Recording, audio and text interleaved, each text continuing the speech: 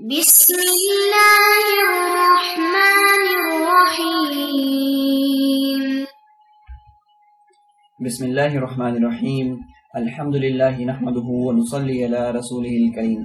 رب اشرح لی صدری ویسر لی امری واحلل عقدۃ من لسانی یفقہوا قولی۔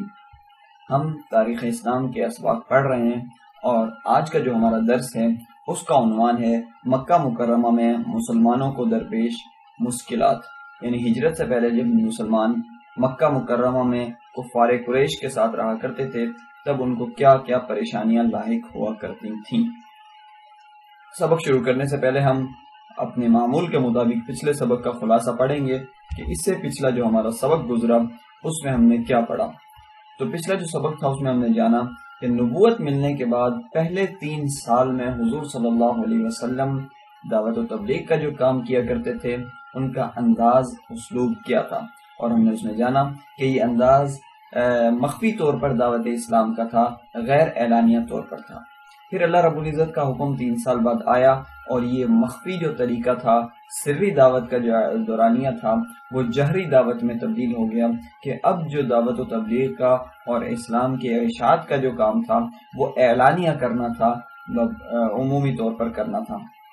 اس میں حضور صلی اللہ علیہ وسلم کا اہل مکہ کو دعوت دینا، وادی صفا پر جانا، انفرادی اجتماعی مجالس میں جانا، اور اس کا کفار مکہ کا رد عمل کیا ہوا ہم نے یہ پڑھا۔ علاوہ ازیں خاص طور پر نبی علیہ السلام نے اپنے خاندان یعنی بنو عبد المطلب کو بلایا اور ان کو دعوت دی اور ان کا رویہ کیا رہا، یہ ساری باتیں ہم گزشتہ درس میں پڑھ چکے ہیں۔ تو آج کا درس شروع کرتے ہیں جس کا عنوان ہے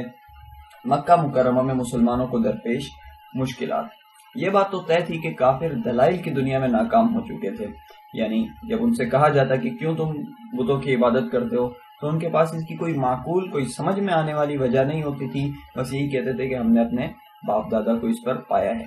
اور جن اخلاقی برائیوں میں تھے جن سے اسلام منع کرتا تھا ان کے بارے میں بھی کوئی ان کے پاس دلیل نہیں تھی، اور دلی طور پر وہ ان کو برا بھی سمجھتے تھے۔ اس لحاظ سے کہا جا سکتا ہے کہ دلائل کی دنیا میں کافروں کے پاس کوئی جواب نہیں تھا، لہذا ہمیشہ سے کفر کا یہ حربہ رہا ہے کہ جب وہ دلائل کی دنیا میں ناکام ہو جاتے ہیں تو پھر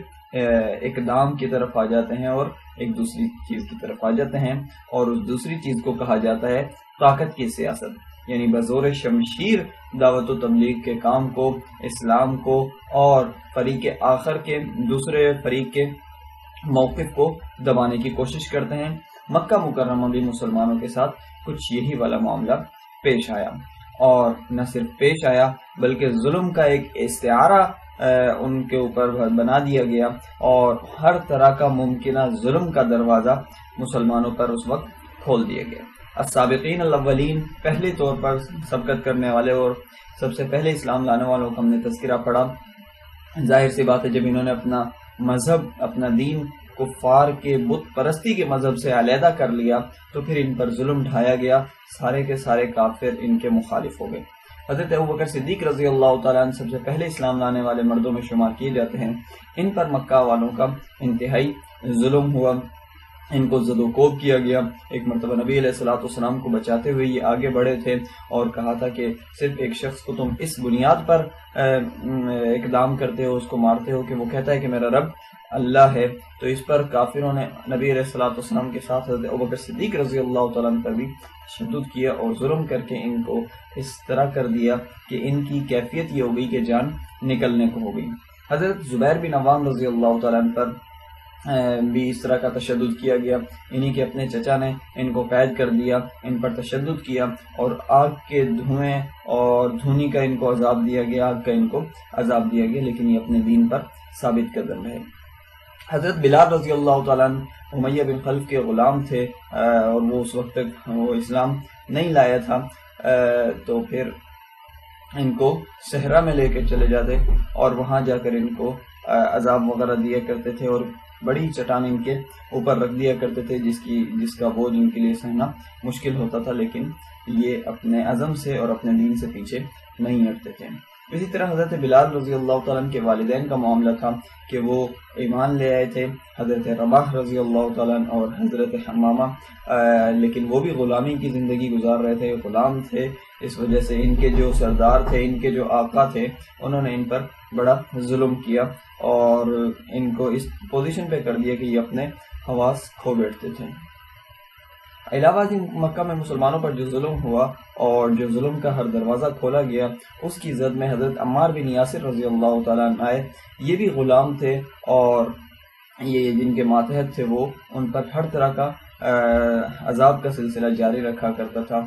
اور نہ صرف عمار رضی اللہ تعالیٰ عنہ بلکہ ان کی پوری فیملی، ان کا پورا خاندان جو تھا وہ ان کافروں کی، ظالموں کے ظلم کا شکار بنا، یہاں تک کہ ایک مرتبہ یہ اس پوزیشن میں ہو گئے کہ انہیں اپنی زبان سے کلمہ کفر کہنا پڑا۔ تو پھر نبی علیہ السلام نے ان کی تصدیق کی کہ یہ مکرہ ہیں، یہ مجبور ہو گئے تھے، جس کی وجہ سے انہیں کہا، ورنہ تو یہ سر کی مانگ سے لے کر پیروں کے تلموں تک ایمان سے بھرے ہوئے ہیں۔ حضرت عمار رضی اللہ تعالیٰ عنہ کی والدہ حضرت زنیرہ رضی اللہ تعالیٰ عنہ تھی، ان کو یوں مارا گیا کہ ان کی بینائی چلی گئی اور وہ نابینا ہو گئی، اندھی ہو گئی، اور پھر بعد میں ان کو بڑے مظلومانہ انداز سے شہید بھی کر دیا گیا۔ یہ مسلمانوں پر وہ ظلم تھے جو کافروں کی طرف سے مکہ مکرمہ میں ڈھائے جا رہے تھے اور مسلمانوں کو یہ مشکلات تھیں۔ حضرت خباب بن ارت رضی اللہ تعالیٰ عنہ ایک غلام تھے، ان پر بھی ان کی جو آقا تھی، ان کی جو سردارنی تھی، انہوں نے اس طرح پر ان کو عذاب دیا کہ ان کی قمیض اتار کر ان پر لوہے کے جو انگارے ہوتے تھے گرما گرم، وہ ان کے پشت پر رکھ دیا کرتے تھے اور ان کو ہلنے جلنے بھی نہیں دیتے تھے، اور یہاں تک کہ خون اور چربی جب کمر سے نکلتی تو وہ لوہے کا جو انگارہ ہوتا تھا وہ اس سے بجھ جایا کرتا تھا۔ حضرت ابو ذر غفاری رضی اللہ تعالیٰ عنہ تو مکہ کے تھے بھی نہیں، یہ باہر قبیلے بنو غفار سے تھے، جہاں سے قریش والے اپنا تجارتی سفر لے کر شام کی طرف جایا کرتے تھے۔ انہوں نے جب آ کر ایمان کی، دین کی، مذہب کی بات کی تو تمام کفار قریش ان پر پل پڑے اور ان کو زد و کوب کیا، ان کو مارا، یہاں تک کہ حضرت عباس بن عبد المطلب رضی اللہ تعالیٰ نے آ کر ان کو بچایا، اور بچایا بھی ایسے کہ حوالہ ان کو وہی دیا کہ بھائی کیا کر رہے ہو، تمہاری شام کی تجارت غفار سے ہو کر گزرتی، یہ بندہ مر گیا تو تجارت رک جائے گی، تو پھر وہ ہٹ گئے۔ لیکن اگلے دن جب حضرت ابو ذر غفاری نے دوبارہ دعوت دی تو دوبارہ وہ سارے کے سارے پل پڑے۔ ان حالات میں مسلمانوں کے لیے مکہ مکرمہ میں رہنا، اپنی عبادات کرنا، اسلام کو فالو کرنا، اسلام پر چلنا انتہائی مشکل ہو گیا تھا۔ نبی علیہ السلام سے زیادہ اس بات کو کون جانتا تھا، لہذا جناب رسالت مآب صلی اللہ علیہ وسلم نے مسلمانوں کو اجازت دی کہ اب مکہ چھوڑیں اور ہجرت کریں۔ انہوں نے پوچھا کہ ہمارا رخ اور ہماری سمت کیا ہونی چاہیے، کہ ہم کہاں جائیں؟ تو نبی علیہ السلام نے فرمایا کہ حبشہ کا بادشاہ نجاشی وہ ہے کہ اس کے ہاں کسی پر ظلم نہیں ہوتا، ایسا نہیں ہے کہ اپنے لوگ ہوں تو پھر ان کا خیال رکھا جائے، پرایوں کا نہ خیال رکھا جائے، بلکہ اس کے ہاں کوئی ظلم نہیں ہونے دیا جاتا، لہذا تم حبشہ کی طرف چلے جاؤ۔ چنانچہ مسلمان نے بحری سفر کیا اور وہاں سے مکہ سے ہجرت کی اور حبشہ کی طرف روانہ ہو گئے۔ حبشہ کی طرف جانے والے مسلمان کل 15 افراد تھے، جن میں سے 10 مرد تھے اور 5 خواتین تھیں۔ یہ بحری جہاز انہوں نے کرائے پہ لیا اور حبشہ کی طرف روانہ ہو گئے۔ ان حضرات کے کیا نام ہیں یہ ہم پڑھ لیتے ہیں۔ سب سے پہلا نام اس میں آ جاتا ہے حضرت عثمان بن عفان رضی اللہ تعالیٰ عنہ کا، اور انہی کے ساتھ ہجرت کرنے والی ہیں ان کی زوجہ محترمہ حضرت رقیہ بنت رسول اللہ صلی اللہ علیہ وسلم۔ تیسرا نام آ جاتا ہے حضرت ابو سلمہ رضی اللہ تعالیٰ عنہ کا، اور انہی کے ساتھ ان کی زوجہ محترمہ حضرت ام سلمہ رضی اللہ تعالیٰ عنہ آتی ہیں۔ پانچواں نام آ جاتا ہے حضرت ابو صبرہ بن ابو رحم رضی اللہ تعالیٰ عنہ کا،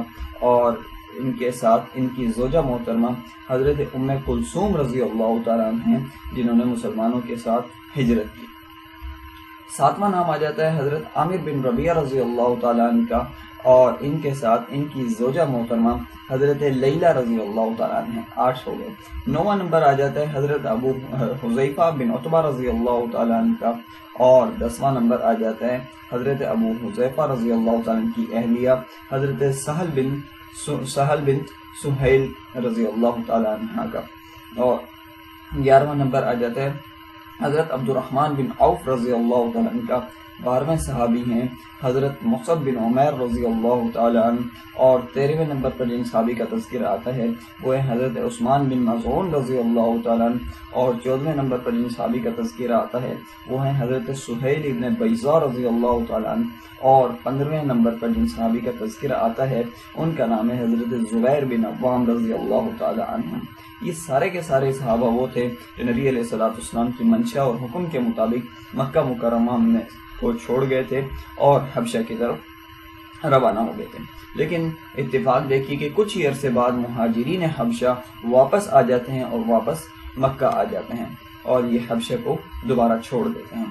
کیوں واپس آ جاتے ہیں، اس واپسی کی وجوہات کیا ہوئی تھی، تو مورخین اس حوالے سے متعدد باتیں کرتے ہیں، کئی باتیں کرتے ہیں۔ ایک بات تو یہ کرتے ہیں کہ یہ قبائلی لوگ تھے، قبائلی سسٹم میں رہنے والے لوگ تھے، وہاں دیار غیر میں ان کے لیے رہنا، اجنبی ملک میں رہنا، پھر جب کہ ان کے ساتھ ان کے بیوی بچے بھی ہوں، ان کے لیے اس میں بڑی مشکلات آئی، لہٰذا یہ واپس آ گئے۔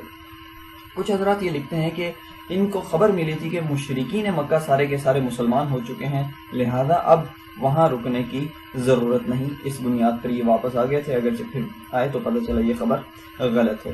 اور ایک وجہ یہ بھی ہو سکتی ہے جو بڑی اہم ہے کہ جناب رسالت مآب صلی اللہ علیہ وسلم سے دوری ان کے لیے مشکل ہو گئی تھی، لہذا حبشہ میں رکنا انہیں مشکل لگا اور نبی علیہ الصلوۃ والسلام کے پاس، نبی علیہ الصلوۃ والسلام کے قرب میں یہ حضرات آ گئے۔ اسی دوران جبکہ مسلمان مکہ میں مشکلات در مشکلات میں پڑے ہوئے تھے، انہی مشکلات کے ساتھ ہی امید کی ایک کرن جاگی، جنہیں حضرت عمر فاروق رضی اللہ تعالیٰ عنہ کہا جاتا ہے کہ نبی علیہ الصلوۃ والسلام نے ان مشکل حالات میں دعا کی تھی، اے اللہ عمر بن ہشام یا عمر بن خطاب میں سے دونوں میں سے کسی کو اسلام کی توفیق دے۔ عمر بن ہشام ابو جہل کا نام تھا کہ اپنی شخصیت میں یہ شخص طاقتور تھے یہ دونوں حضرات، تو اللہ رب العزت نے نبی علیہ الصلوۃ والسلام کی دعا کو قبول فرمایا اور حضرت عمر فاروق رضی اللہ تعالیٰ عنہ نے اسلام قبول کیا، اور جب اسلام قبول کیا تو مسلمان ان کے ذریعے سے بڑے مضبوط ہو گئے، اور مسلمانوں نے جس دن یہ اسلام قبول کیا ایک زوردار نعرہ لگایا، کہا جاتا ہے کہ اس نعرے سے مکہ کی گلیاں گونج اٹھی تھیں۔ تو یہاں جا کر الحمدللہ ہمارا سبق مکمل ہو گیا ہے۔ ہم خلاصہ پڑھ لیتے ہیں کہ آج کے سبق میں ہم نے کیا پڑھا۔ ہم نے دیکھا کہ دلائل کی دنیا میں جب کافر ناکام ہو گئے تو پھر انہوں نے طاقت کی سیاست کا حربہ استعمال کیا، اور مکہ میں جو مسلمان تھے جس بھی پوزیشن میں تھے ان پر ظلم ستم ڈھانا شروع کر دیا، چنانچہ ان کے حبشہ جانے کی اجازت ملی، حبشہ ہجرت کرنے کی اجازت ملی، اور صحابہ کرام حبشہ چلے گئے۔ یہ حبشہ جانے والے حضرات صحابہ کرام جن کی تعداد 15 تھی، ان کے ہم نے نام پڑھے، اور پھر یہ جانا ہم نے کہ یہ حضرات تھوڑے ہی عرصے بعد حبشہ سے واپس کیوں آ گئے تھے، اور آخر میں جو ہم نے پڑھا وہ حضرت عمر رضی اللہ تعالیٰ عنہ کا قبول اسلام کے بارے میں پڑھا۔ الحمدللہ ہمارا درس یہاں جا کر مکمل ہوا۔ تب تک اگلے درس تک کے لیے اجازت دیجیے۔ جزاکم اللہ خیرا۔ سبحانک اللہم و بحمدک، ونشہد ان لا الہ الا اللہ وحدہ لا شریک لہ، ونشہد ان محمدا عبدہ ورسولہ۔